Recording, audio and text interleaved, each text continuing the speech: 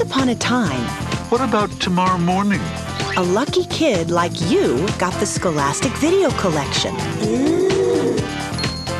A collection of videos based on award-winning picture books by the most beloved authors. Oh, boy!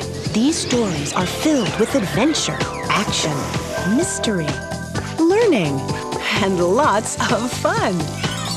Get the stories kids love. The Scholastic Video Collection, available now at stores everywhere.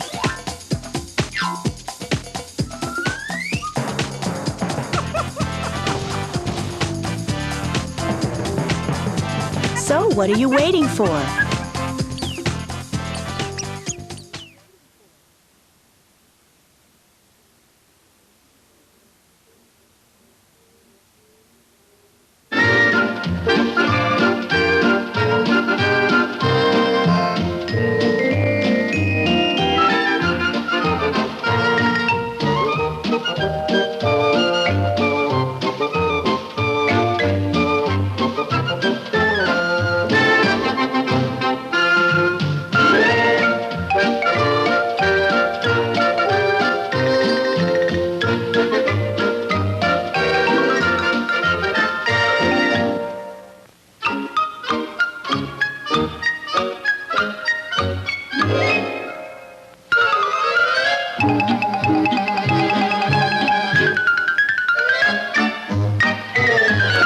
One evening, after thinking it over for some time, Harold decided to go for a walk in the moonlight. There wasn't any moon. And Harold needed a moon for a walk in the moonlight. And he needed something to walk on. He made a long, straight path, so he wouldn't get lost. And he set off on his walk, taking his big purple crayon with him. But he didn't seem to be getting anywhere on the long, straight path. So he left the path for a shortcut across a field. And the moon went with him.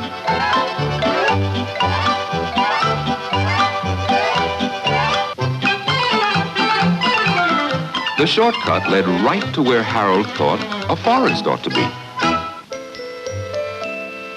He didn't want to get lost in the woods. So he made a very small forest with just one tree in it.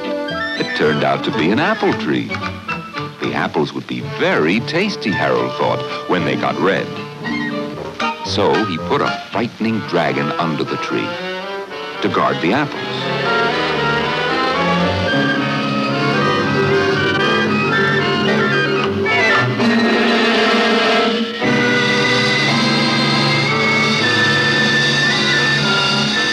His hand holding the purple crayon shook. Suddenly he realized what was happening. But by then Harold was over his head in an ocean. He came up thinking fast.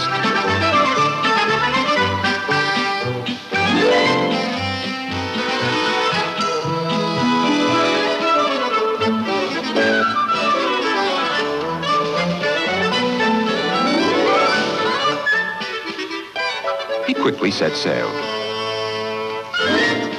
And the moon sailed along with him. After he'd sailed long enough, Harold made land without much trouble.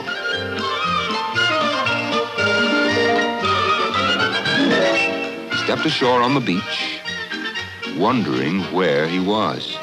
The sandy beach reminded Harold of picnics, and the thought of picnics made him hungry.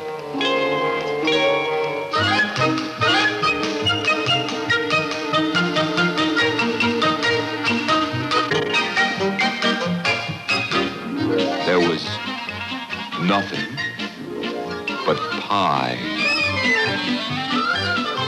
But there were all 9 kinds of pie that Harold liked best. When Harold finished his picnic, there was quite a lot left over.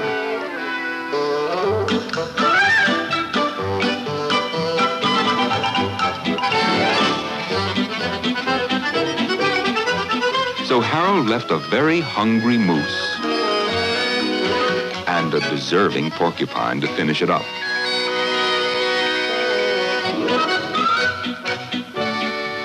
And off he went, looking for a hill to climb, to see where he was. Harold knew that the higher up he went, the farther he could see.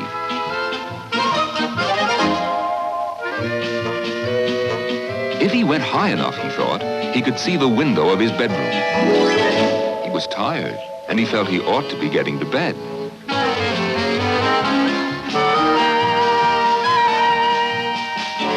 But as he looked down over the other side, he slipped.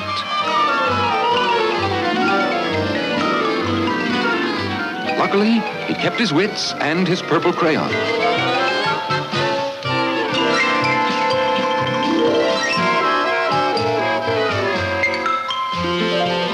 He had a fine view from the balloon, but he couldn't see his window.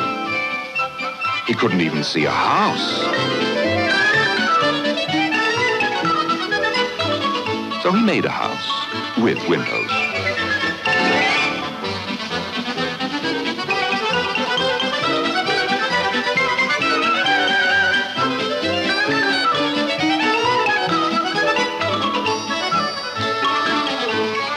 None of the windows was his window.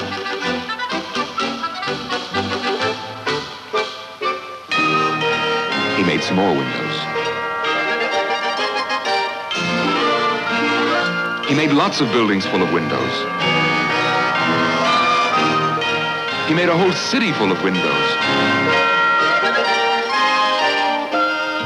But none of the windows was his window. He couldn't think where it might be. He decided to ask a policeman.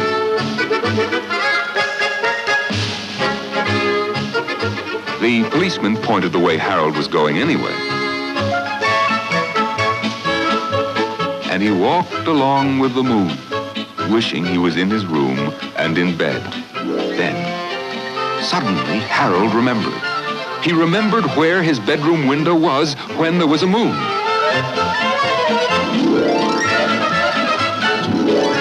It was always right around the moon.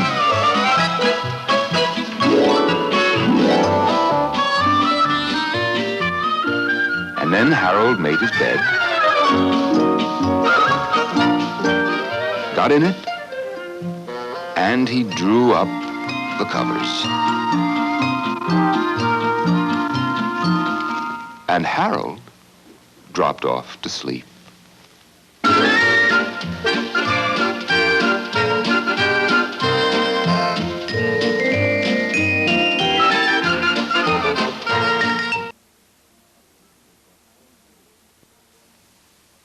A picture for Harold's room.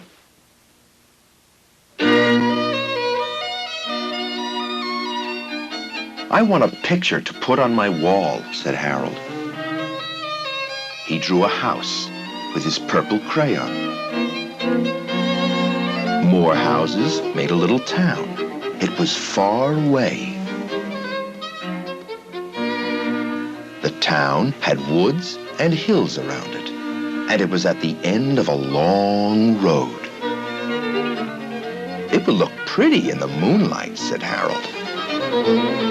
And he stepped up into the picture to draw the moon.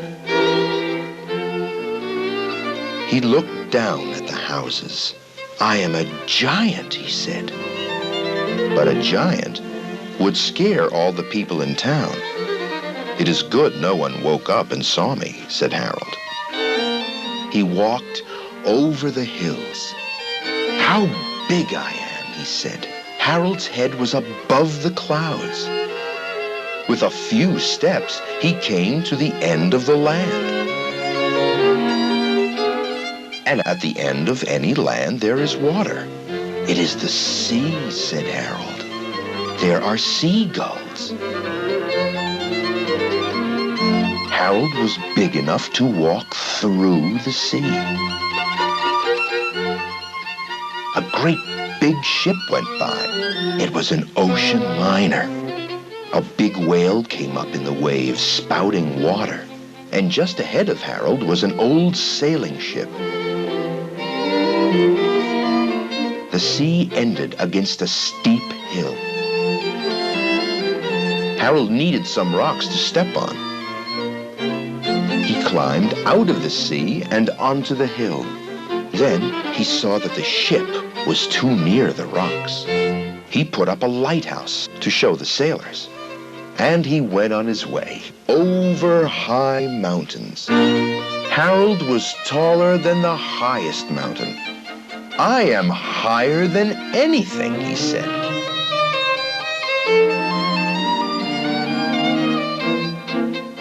Then, suddenly, he thought of airplanes. Harold ducked his head just in time. It was a big jet plane, flying very fast.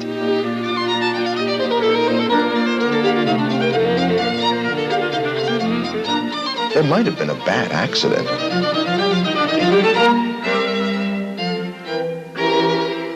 Harold found a low place in the mountains. It was a good place for a railroad to go through.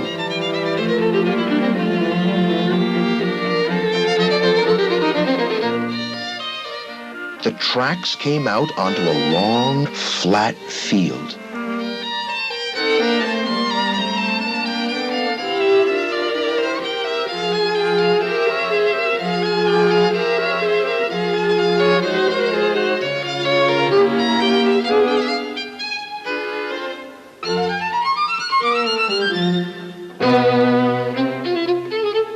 Harold put some birds and flowers near the tracks.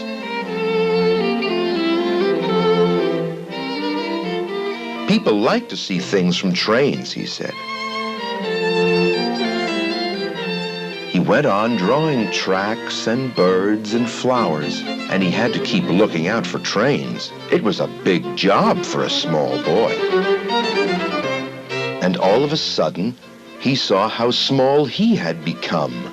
He was half the size of a daisy. He was smaller than a bird. How would he get home? He could not wade home through the ocean. He could not climb those high mountains. And just then, he fell into a mouse hole.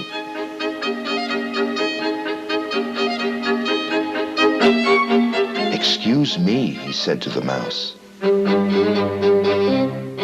Then Harold sat down on a pebble to think.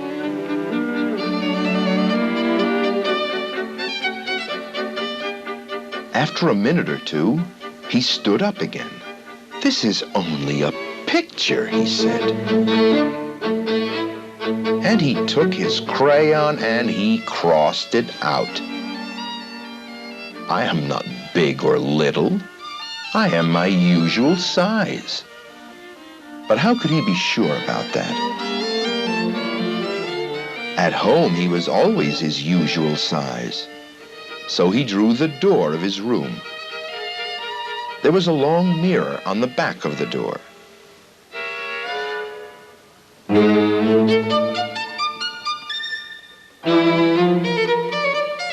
"Yes," said Harold, "I am my usual size." He was glad to be back in his room. He was tired, but he had no picture to hang on his wall. So, before he went to bed, he drew another picture.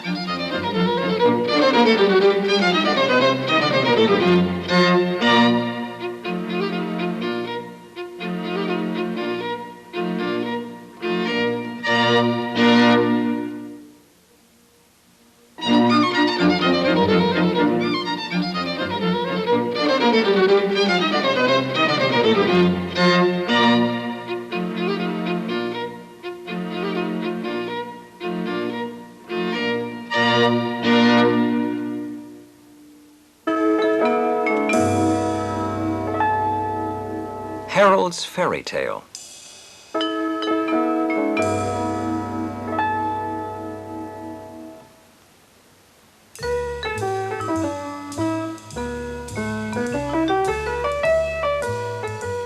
One evening, Harold got out of bed, took his purple crayon and the moon along, and went for a walk in an enchanted garden.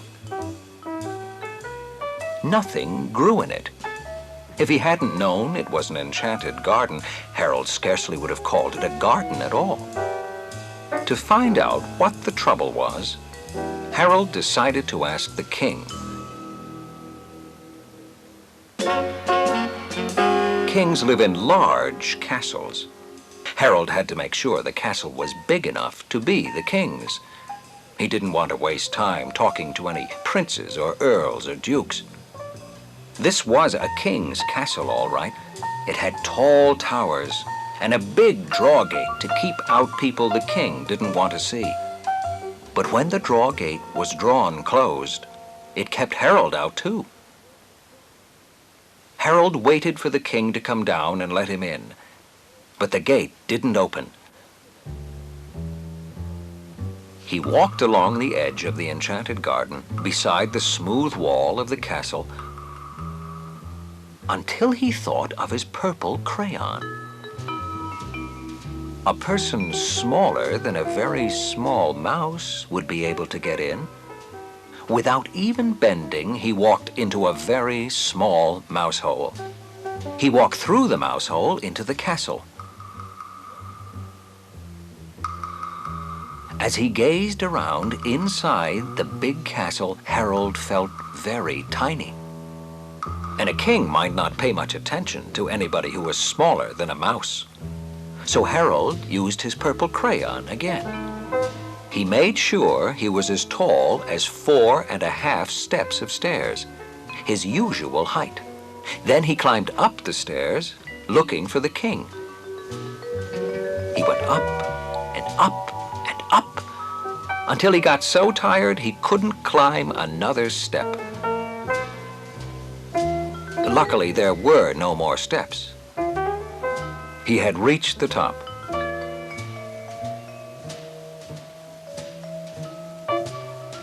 He still couldn't find the king, but he remembered kings sat on thrones. The king's throne looked very comfortable. Harold thought the king wouldn't mind if he rested a few minutes. He sat on the throne, wondering what it was like to be a king and wear a crown. He tried it with the king's crown. It was all right for a while, but the crown began to feel heavy. So Harold put it on the king's head. He noticed the king looked sad, no doubt because of the garden. He asked the king if the trouble was due to a witch or a giant. The king couldn't say. He looked sad and helpless. Evidently, the giant or witch was invisible. But Harold told the king not to worry. He set off to find the invisible witch or giant, brandishing his purple crayon. And accidentally, it made a hole in the wall. The accident embarrassed Harold, but the hole was the handiest way out of the castle, and he climbed through it. When he looked down from the other side of the hole, he realized he had forgotten how high up he was. He needed something tall to climb down on, something as tall as a steeple. To fill the hole in the castle, Harold put a handsome and useful clock in it. He was surprised to see how late it was. He slid down the steeple to find the invisible witch or giant right away. It wasn't a steeple. It was a pointed hat. It was a giant witch. The purple crayon made it plain. It was an invisible giant witch. Well, no wonder nothing grew in the enchanted garden. How could anything grow, Harold said to himself, with a giant witch tramping around with big feet? Now that he saw what the trouble was, all Harold had to do was drive the witch out of the enchanted garden. Mosquitoes. Mosquitoes, Harold knew, will drive anybody out of a garden. The mosquitoes drove out the witch. They also were driving Harold out of the garden. He had to make smoke to get rid of the mosquitoes. And he had once heard somebody say that where there's smoke, there must be fire. To put out the fire, he first thought of fire engines. but he decided to make it rain. Rain was easier. The rain soaked everything. Harold, too. But he said, "It's good for the flowers." He was right. Soon there were flowers. Beautiful flowers popped up all over the enchanted garden, all in gorgeous bloom. Harold thought how delighted and happy the king would be when he looked out from the castle in the morning. And then, amazingly, the last flower turned out to be not a flower at all, but a lovely fairy. She held out her magic wand, as fairies always do when they're giving somebody wishes that will come true. Harold couldn't think of a thing to wish for. But to be polite, he took one wish and told the fairy he'd use it later. Besides, Harold thought, as he started on his long walk home, a wish might come in handy sometime.